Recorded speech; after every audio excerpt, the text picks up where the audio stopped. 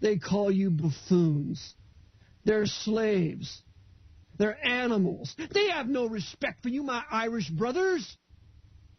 If they did, they would give you freedom of speech. If they did, they would allow the preaching of the gospel in your country. But oh no, the Jesuits are going to run Ireland through Dublin, and they're going to do exactly what they wish, and they're going to be helped by the Jesuits in London on 114th Mount Street, where that wicked Jesuit provincial resides. Home, the dirty sinner.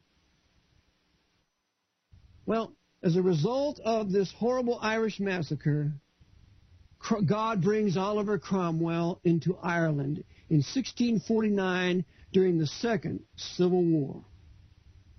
And Cromwell has to immediately reduce the certain two cities of Ireland, lest it be a long, protracted campaign. And so now I want to tell you and show you from Carlyle's great work, The Letters of Oliver Cromwell, in Volume 2, how Cromwell did not persecute you Irish. Oliver Cromwell did not persecute you Irish. And Dale Dye, if you are listening, you retired captain of the Marine Corps, you are a liar, a horrible calumniator against Oliver Cromwell by saying that he encouraged his army to rape Irish women. You are a liar, Daryl Dye. The Lord rebuke thee. Cromwell had a policy that any such crime was punishable by a military tribunal, which was capital punishment, death. Any of his soldiers in his new model army would have been hung for that. Some were hung for theft.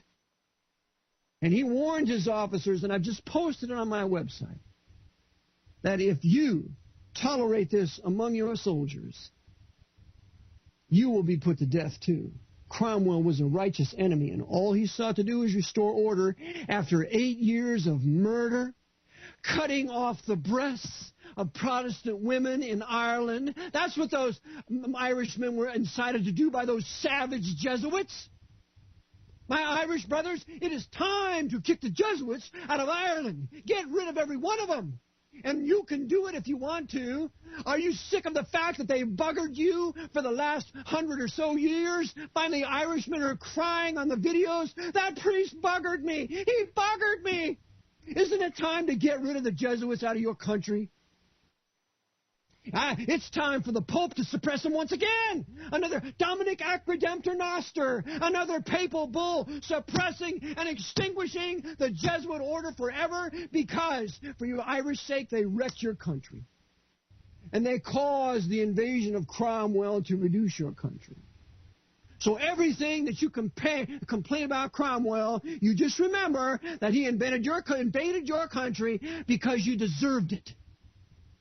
You deserve to be invaded and reduced and humbled by Cromwell because of the murders you did and being incited by the Jesuits to commit them. But let's read Carlyle's work in his Volume 2, page 258 and 259 with regard to Ireland. Quote, such is what the Irish common people still call the, quote, curse of Cromwell. This is the summary of his work in that country. The remains of the war were finished out by Ireton, by Ludlow. Ireton died of fever. No, Ireton was poisoned. At Limerick, in the end of the second year, and Solid Ludlow, who had been with him for some 10 months, succeeded. The ulterior arrangements for Ireland were those of the Commonwealth Parliament and the proper official persons, not specifically Oliver's arrangements, though, of course, he maintained a chief authority in that matter, and nothing could well be done which he, with any emphasis, deliberately condemned. So Cromwell was controlling what went on in Ireland. There goes a wild story which owes its first place in history of Clarendon, I think, who is the author of many such, how the Parliament at one time had decided to, quote-unquote, exterminate all the Irish population. And then, finding this would not quite answer, it contented itself with packing them all off into province of Connaught, there to live upon the moorlands, and so had pacified the sister Ireland. Strange rumors, no doubt, were afloat in the Council of Kilkenny, of the conventicle of Calmanois, and other such quarters, and were kept up for very obvious purposes in those days. And my Lord of Clarendon, at an after date, seeing Puritanism hung on the gallows and tumbled in heaps in St. Margaret's, thought it safe to write with considerable latitude respecting its procedure.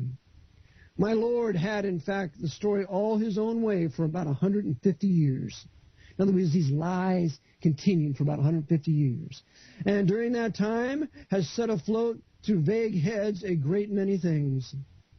His authority is rapidly sinking and will now probably sink deeper than even it deserves. The real procedure of the Puritan Commonwealth towards Ireland is not a matter of conjecture or of report by Lord Clarendon. The documentary basis and scheme of it still stands in black on white and can be read by all persons. In this document, the reader will find set forth in authentic business form a scheme of settlement somewhat different from that of extermination, quote-unquote, which, if he be curious in that matter, he ought to consult.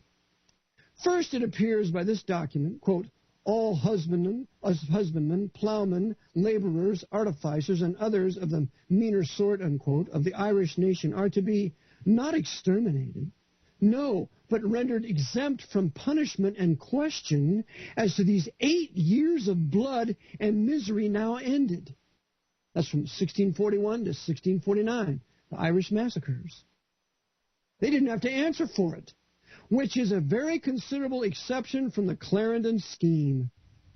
Next, as to the ringleaders, the rebellious landlords, and papist aristocracy, as to these also there is a carefully graduated scale of punishments established, that punishment and guilt may in some measure correspond.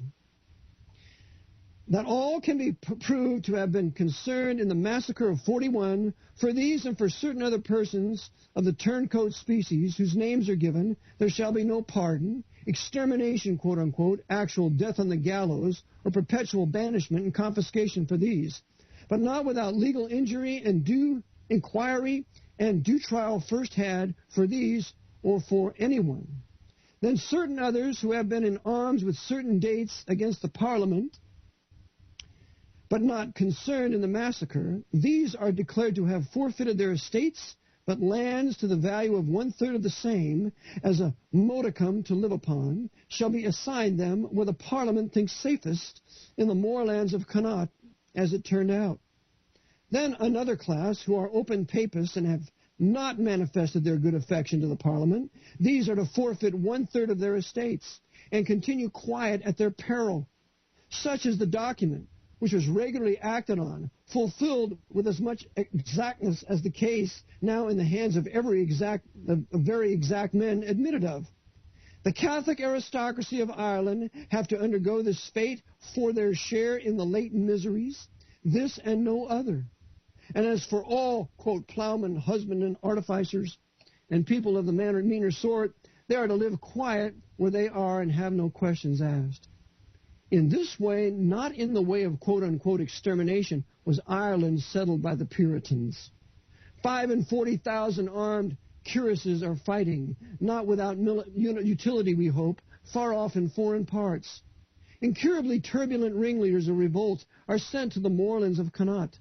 Men of the massacre are hanged. The mass of the Irish nation lives quiet under a new landed aristocracy, new and in several particulars very much improved indeed. Under these lives now the mass of the Irish nation, plowing, delving, hammering with their wages, punctually paid them, with the truth spoken to them, and the truth done to them. And so as they had never before seen it since there were a nation.